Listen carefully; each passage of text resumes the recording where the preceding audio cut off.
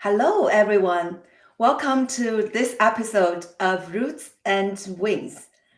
I'm your fractional chief marketing officer, and David. I'm your fractional chief revenue officer, David Solomon. And we have a very timely topic today. That's why you're seeing three people here. So I'm very excited to introduce my friend and a long time old classmate, Jacqueline, who is also a business owner and leader. And Jacqueline owns a kids clothing business, and has been a serial entrepreneur. Her kids business is 100% made in Canada. So we all know that yesterday, Donald Trump's 25% tariff on Canadian goods kicked in. That's why we are here to talk about, we're inventing a new word, tariff proof your business, and a new movement Jacqueline launched to rally Canadian businesses and help Canadian business owners and leaders, business like hers, to navigate the challenges. And Jacqueline, why don't we start introducing yourself and your business to set up the context? Sure. My name's Jacquelyn Corbett. I own a children's brand. It's called Mini Mioche. We make 100% organic, non-toxic, ASIO-free dyes, climate neutral children's clothes. So we like to call them the best kids' clothes for the planet, which they are. They're also the best kids' clothes on the planet. So crazy soft. So we've been doing this since 2008, and everything is made in Canada, right here, start to finish. So we knit the fabrics here in Canada. We dye the fabrics here in Canada. Again, natural dyes. And we cut and sew everything in Canada as well. So obviously huge impact when the tariffs were announced, just as they were for every Canadian business. Jacqueline, I'm going to ask you something because what your story is amazing. And I think this is inspiring for many business entrepreneurs here in Canada, because honestly, to hear all this made in Canada and we're not going to go make it somewhere else and we're not going to import it, what inspired you to do that? Why was made in Canada so important for you? The made in Canada thing is really a huge piece of this business. And I'm telling you, obviously, over the last 2 years specifically, there are lots of conversations where people are like, look, the made in Canada thing's not going to cut it anymore. You need to go overseas. The costs are getting too high. Our minimum wage is getting too high. I bought this business in 2023 and the first thing I did was increase the prices because the prices hadn't been moved and minimum wage had, the price of commodity cotton had. And it was a big question. Will people still continue to pay for it? And they really did continue to buy Canadian. And that's when I started to shift from, we should look at other options and have conversations to like, wait a second, there's like a million reasons we should never do that. So I would have a lot of, kind of investor opportunities and conversations happening where like, look, if we just took this overseas, we could really change this business. And what it came down to for me was, we're a sustainable business. And that's the thing that is like really the heart and soul of this brand. Everything is sustainable. Being able to produce locally is a huge positive on the sustainability side. So obviously, like, it's hard to catch that back up by producing overseas in tons of different ways. You're never going to have the climate impact you can have when, our factories and our warehouse and our office are all within 40 kilometers of each other. Like you just can't beat that. So that's one piece. But I often have this conversation with people on like, it's not just that it's sustainable environmentally, it's also sustainable operationally because we're in production year round. I'm not trying to demand plan 6 months of kids' clothes and then running a container load overseas to here and then going, oh God, all of our best sellers picked up in demand. Now we're out of stock and all of these things. We are running production every month. We put out probably 20 POs every month to our factories. And so we just have stuff coming coming out, but it allows me to demand plan in a much tighter way and minimize the out of stock issues. And when you're running a business like ours, we're not like a fast fashion business where it's like new style, new style, new style, new style. We run beautiful core basics year round. So super high quality t-shirts, super high quality pants, super high quality hoodies. These are things that people buy year round. And so we just keep them in stock. And so, that's really this is a deliberate, inventory choice, right? Inventory strategy and not the product choice. Absolutely. It hits both of those things for me and allows us to hold less inventory on hand. Like we don't have to hold 6 months of inventory. I run it on a 3-month cycle and I reforecast every 4 weeks. Like, okay, what are we running low on? What do we need to add more of? Do we need to knit more fabric, et cetera, et cetera?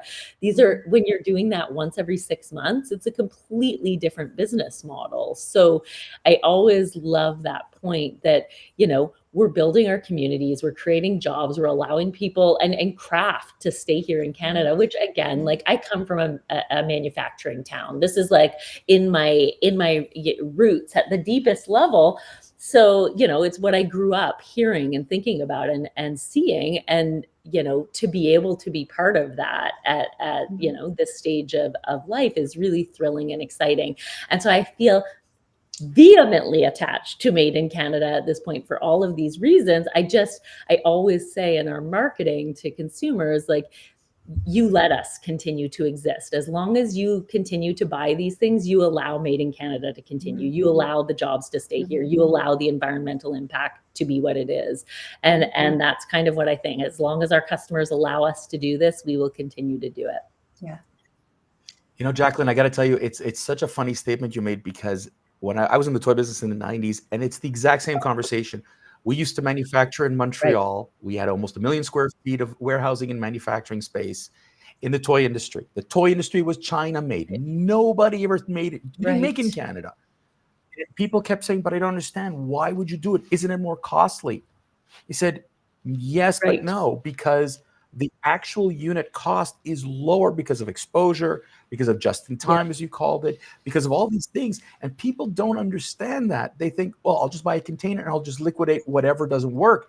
That's not it. And the other part you said is, if I sell out, well, then I sell out. Now I need another container. I'm not going to buy another container from China. And what about getting caught in the port? And what about, all these other problems?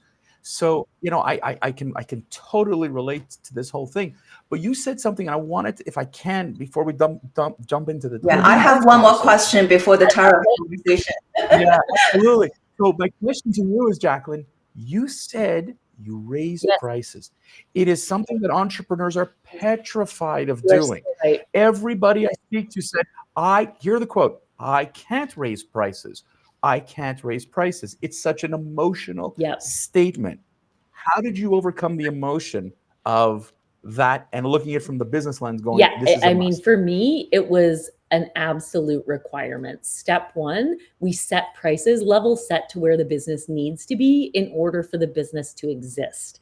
Like continuing, and I think kind of what had happened was a decision to keep prices as low as possible at the expense of not being able to market the brand. So when you starve marketing in a business, as you guys well know, the business, it can't sustain, it can't have longevity to it. So when you're building out a conceptual P&L, the marketing piece needs to be built into that. And that's part of your pricing. So for me, pricing being level set to the business actually being sustainable was an absolutely critical first step. And it was, again, it's the first thing I did when I bought the business. And I loved this business because my kids had grown up wearing the clothes, and it's so beautiful and I love the quality. But I bought the business knowing that might not work. We may lift prices and people might get mad. And I was like, I don't care. I'm willing to put all my money behind this, because I believe that there are people like me who will say, look, I get it. It costs money.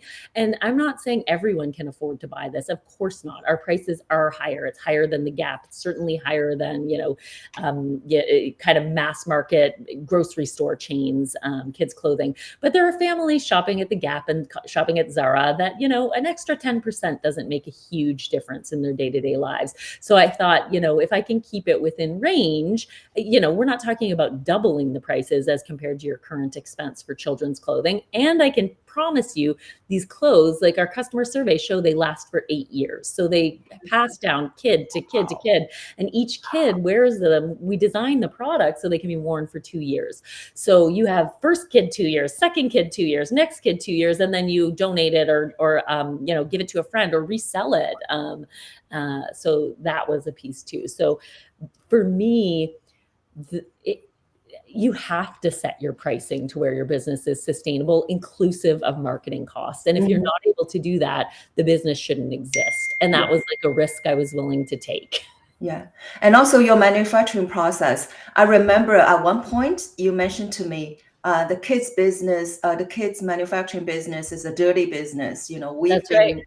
cleaning this up since 2008. So can you describe to us what you mean by that? That's right. I mean, fashion overall, as an industry, is so devastatingly harmful for the environment, the way it's been built out. So there's a slow fashion movement, and the brands operating in slow fashion, they think about production and the impact that that has on the environment. They think about the dyes being used, the water waste. So we are so careful about all of these things. And like, start to finish, again, like, it's not just organic products, it's GOTS certified organic, which means it actually has a third party certifying that it's environmentally sound. It actually has a positive impact on the environment. Not it's like marketed as organic, but nobody's really checking the waste and the dyes and all of these things.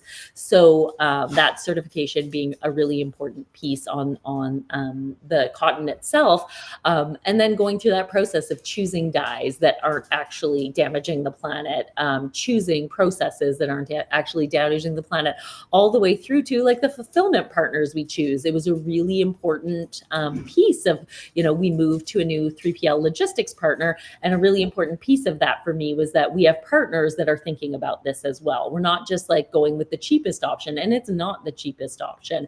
We're going with the option where I know they're considering this. They've made investments in this. They have electric vehicles in their fleet. Like, these things are important. And all the way down to the packaging we use. Like, we don't use plastic tape on our boxes. We don't have poly bags on our products. They come wrapped in craft paper to our customers. So all of these things are super important. But if you look at the business overall, there's just a cycle in fashion, and kids fashion is, I don't want to say it's the worst, but it is, because there are so many sizes and so many, a kid's clothing line. I mean, every SKU we have so many variants on every SKU, because we have 0 to 3, 3 to 6, 6 to 12, 12 to 18, 18 to 24, 1, 2, 3, 4, etc. So like, we're at 14 variants for every single color of every single style. So when you start to think about the production efficiency there, and you think about how fast fashion approaches that, like, we're going to make this, throw it out there. If it doesn't sell, we clearance it, throw it out there. If it doesn't sell, it goes into a landfill. All of that polyester, all of that waste, kids are constantly outgrowing things. So all of those questions become like, you have to really think about this. And there are lots of kids brands that market as sustainable. They don't check all of these boxes, which is why I always come back to, like, I can confidently say we are the best kids clothes for the planet. I made so many investments in all of these different areas when I bought the business, and it was already on, again, a reason I love the brand. It was already certified organic. It was already, thinking about non-toxic dyes and all of those things. And what I really went through is this process of like, I already think these are the best kids clothes. So how do I make this business the cleanest kids brand that exists on this planet? And that's it. Every decision I make, that's where it starts. Like, are we living to that commitment to our customers? Mm-hmm. So Jacqueline, now that you talked about decision making, here, let's pivot. Okay, we're a made in Canada brand. Just to give you an idea, and for those who are not new to this podcast, what are the things that I do that's what I do as my career is I help companies go into new markets. So Canadian companies wanting to go to the US today are calling me in panic going, I had an idea. It's not going to happen right now. What do I do? And I said, slow down. It's not the end of the world. The tariffs are not the end of the world. We have to pivot and be smart and be strategizing.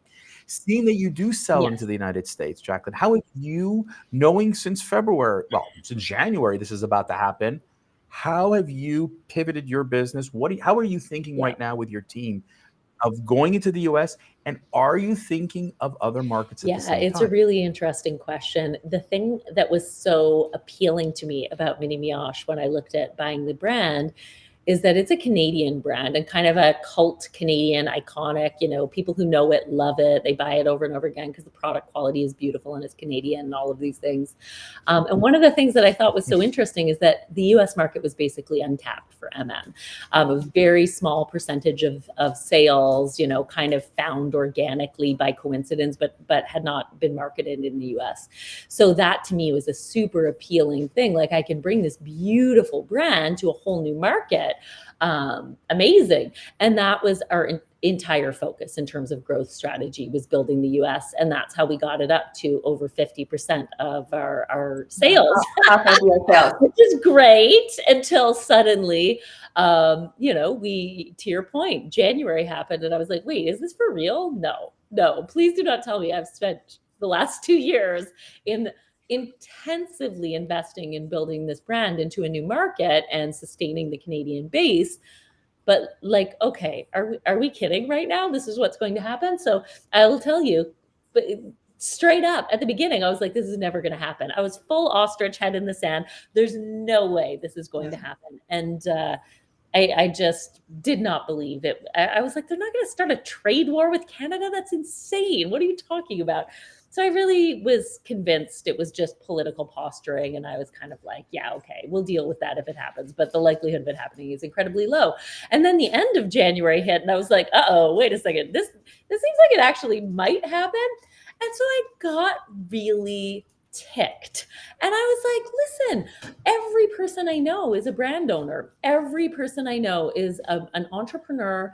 This is my entire network, my friend group, every person I connect with.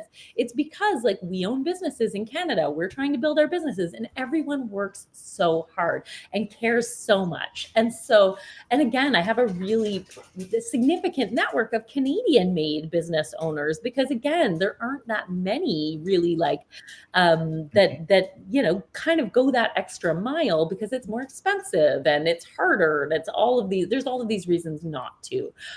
To your point, when you look at it at the front end, like it's a lot easier to just order a container. Let me just do that instead.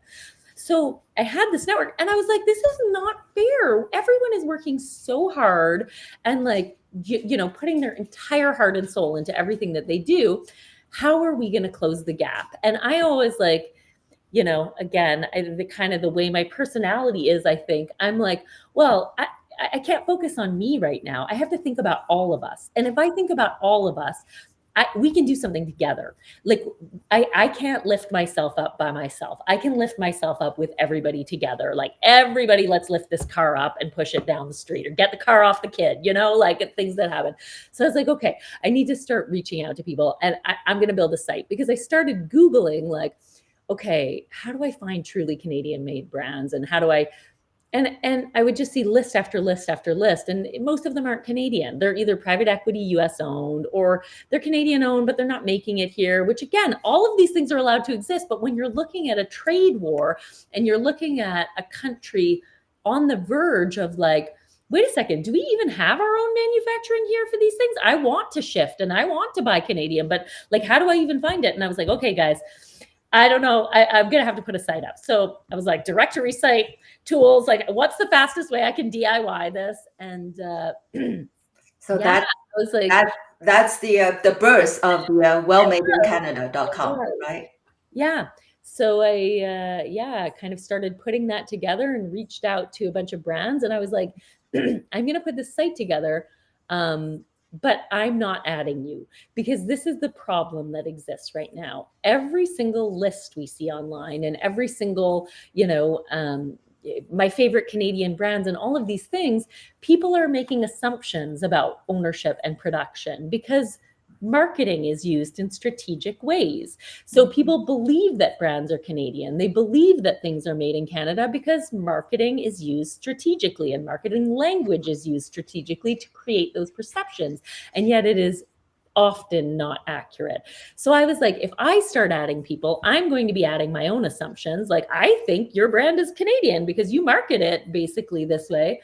But when I investigate, maybe I find out that it's okay, it's what, a different percentage, whatever. So I thought, if I can put something together and we can require people to put in their own information and require them to put in percentage of Canadian ownership and require them to put in percentage of Canadian, the percentage of their SKU portfolio that is eligible for the Made in or Product of Canada label, then we will have a transparent directory that people can rely on based on the fact that this is self-declared. I have not audited it, but I do have someone from that domain submitting this information, and I can rely on that person submitting this information accurately. And I can tell you, it's going to be more accurate than me going out into Google and guessing, because I see it constantly.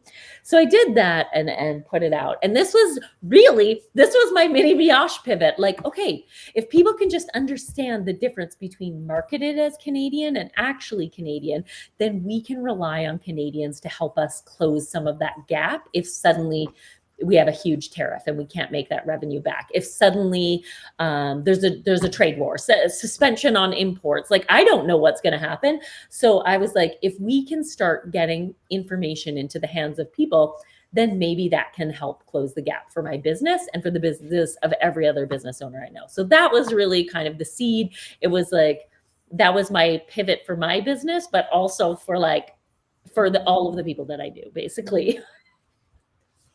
That's that sounds fascinating, and it's also very natural, right? You naturally grew into this movement, not like somebody give you some huge grant and you did it. Yeah. I was just like, I guess I'm buying a domain. I guess I'm getting a WordPress site. I guess I'm getting this weird WordPress plugin to make a directory. Sure. Okay.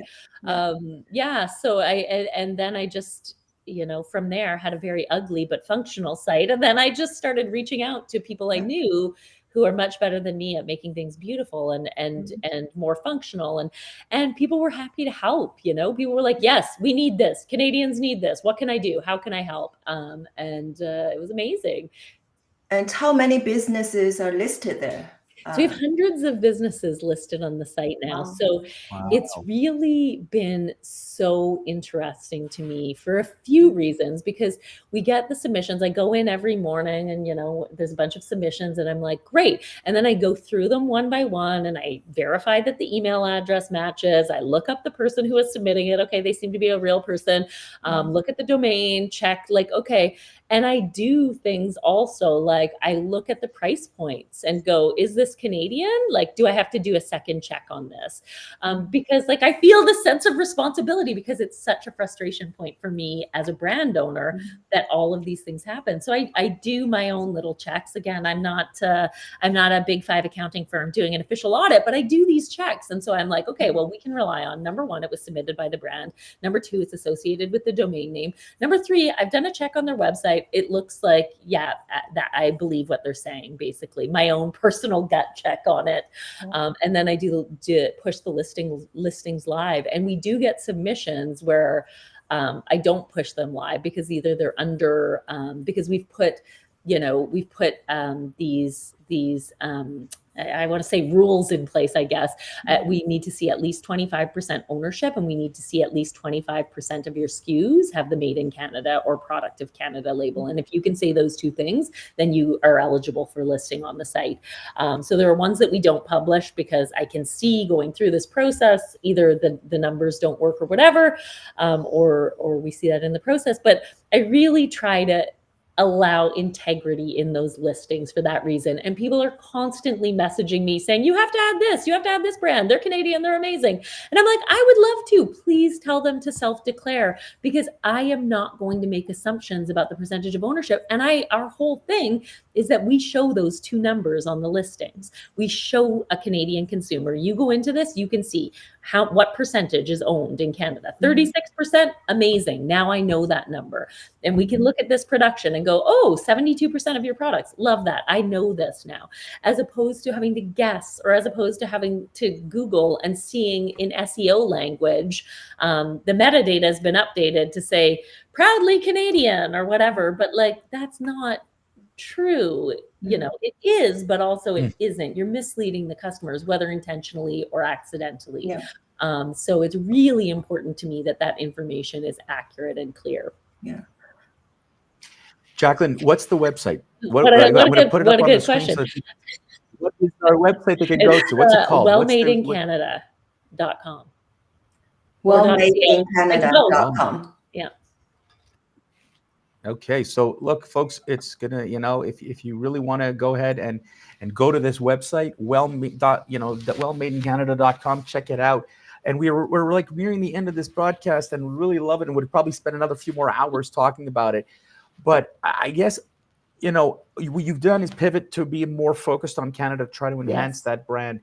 In your view right now, like, are you looking at other possibilities, other strategic, because we can't say no to the 100%. US. So the question is now, as you're focusing so much on Canada and made in Canada goods, and applause to you. I mean, really, if you're a Canadian company, get in touch with Jacqueline. Love it. But if you are, if you are, I mean, we could just stay in Canada, but the US has got the power, and you already have a following. So what are you doing right now to keep that relationship? And that's the word we love to use in this channel, is relationships with your customers. How are you preserving that, not to risk your made in Canada brand? I think that's a great question. So on the US side, when the tariffs hit yesterday, we increased our US prices so that the customers who want to continue shopping with us can continue shopping with us, because we have a super loyal customer base. I mean, people, we go from age 0 to age 14 in our sizing. People buy over and over and over again for their kids. And so, we've had, lots of outreach from our US customers, like, how are we going to continue to buy you? And I'm like, you can. It's just going to cost more. And I'm so sorry about that. I don't want this for you. I like it, it's very upsetting. So, we changed our prices so people can continue shopping. And that's fine. And so the other thing we're doing is looking at other markets as well. So we have been very focused, as I mentioned, on building out the US market in this situation. So now, we have our site open to additional markets, but what we're starting to do is look at distributor partners. We're signing on with some distributor partners overseas as we speak. And then we're starting to look at, where does D2C go next, and working with, various logistics partners on how we figure that out, and what the tariff and duty situations are. What are the most favorable tariff and duty regions that we can look at as well? So those conversations are all happening now as well. And what I always kind of come back to is, like, we have a small team. We're a small business. So we focus on what is going to have the most impact for us at this point. Looking at today, how do we close the gap on revenue we will inevitably see a hit from as our prices have gone up in the US? How do we maintain the relationships with those customers and enable them to continue shopping and create loyalty opportunities and things like that for them? How do we retain all of these people that are already in our community? And then the third stage being longer term, like, okay, so as a small business, how do we think about market diversification more than we have in the last 2 years, where our approach to market diversification is like, cool, we're not just one market, we're 2. Well, okay, we need to be more than 2 also. So starting those conversations and thinking about the partnerships we need to have in place to figure those things out. Because again, I always come back to, you don't build a business alone. Everything is done in partnership and in collaboration. And so that's the stuff we are kind of looking at now. Yeah. Fantastic. You've been an entrepreneur for your whole career. So 27 years, guys. Yeah. This is another wrench that's throwing at you, right? At all of us entrepreneurs. Yeah. And when things change, like we are living in an uncertain world, and that's the reality that we need to face. That's right. So, and we always are. There's always some. I said to there's always something. Our friends the other day, maybe unprecedented times are the new precedented times at this point. What's the old expression? The only thing that's constant is change. And so Jacqueline, and as a final thought for an advice and a piece of like positivity, hopefully that we can share with everybody in these wacky doodle times, is you sound resilient, motivated. There's such a creative feel about you. I mean, how do you keep up that feeling? What is motivating you in this case? Because there are entrepreneurs who are ready to throw in the towel saying, Yeah, I've we can had never enough. throw in the towel. What, Never give up. Jacqueline, what keeps you getting out of bed every morning and it's Oh, not it your was going to children? be my What keeps you kids. getting Yeah, that was a good answer, though. I'm saying what from a business perspective gets you out of bed I every think this day? needs to exist. I mean, when I look at my business, and I think every business owner feels this way, your business needs to exist. If you're not doing something that you feel needs to exist in the world, then like, I don't know, you're a different type of entrepreneur than me. But like for me, the reason I do what I do is because I'm like, this needs to exist in the world. This is important. It's important that people have this option.